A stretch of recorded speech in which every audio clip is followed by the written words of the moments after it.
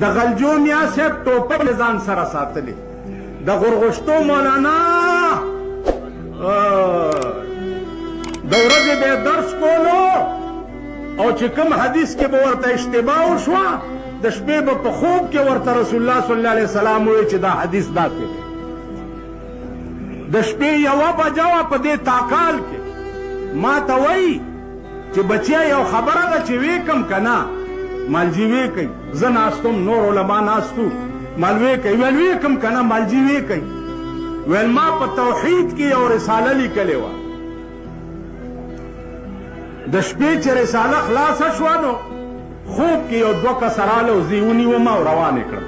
مل چېرته مې بوځې؟ وې ستا خدای سره پیشي ده.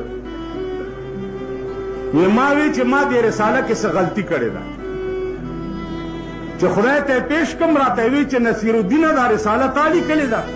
ویل مال چې یا الله ما لیکلې ده. وی راته وی چې زه هر څه مې درته معاف کړم. دا د غرغشتو مولانا و. زه والا تلی وم، د افریقې سیټان را سره تلي و، نن نه 37-38 کاله وړاندې 50,000 روپیه سیټانو راوویستې. ویل دا والی. ویل میں نہیں لیتا. ویل لے لے نہیں لیتا. وی هدیه ویل نہیں لیتا. ما ورته پښتو کې وی چې جی وایلی که نه ولې نه لئ؟ ویل د قرآن یو آیات مې ورته نه پرېږدي. ما کوم آیات؟ وی انما نطعمکم لوجه الله لا نريد منکم جزاء ولا شکورا. خدای وایي چې په چا روټۍ خوري نو خدای دپاره یې خوره. دې سیټانو زما روټۍ خوړلې ده نو دا پیسې به د هغې بدل جوړ شي. نو دا نالم. نو ما ورته پښتو کې میجي ته وایلی ماله یې راکوي. نو مولانا صاحب ما ته وایي چې تا سره به اوس په لاره ځي پېښور ته، مولیان خواصم ګړکپان دي تیوي شو کوه بیا اعتواله خو ما نه یې وباسه. زه نه علم. او واوره بچیا په خدای مې د قسمي چې دا اوړم د قرض و چې دا تاسو یې روټۍ وخوړه. روټۍ وه او ورسره یې شملې راایستې. شملې پېژنئ؟ لسی دا یې راایستې وه. دا اوړه مې په قرض اخیستي دي.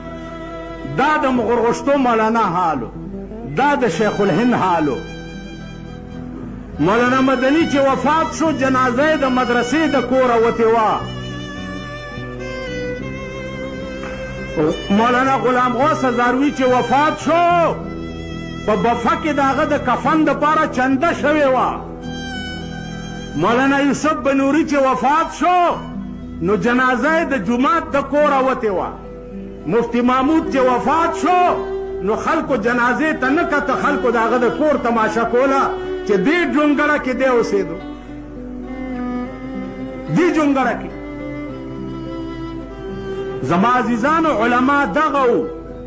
ازادي دې خلکو حاصله کړې وه، پیرنګیان دې خلکو ورک کړي وو. یو د مفتی عبدالرحیم پپلزی دا د شیخ الهند شاګرد و. د ده تاریخ پېښوریانو وګورئ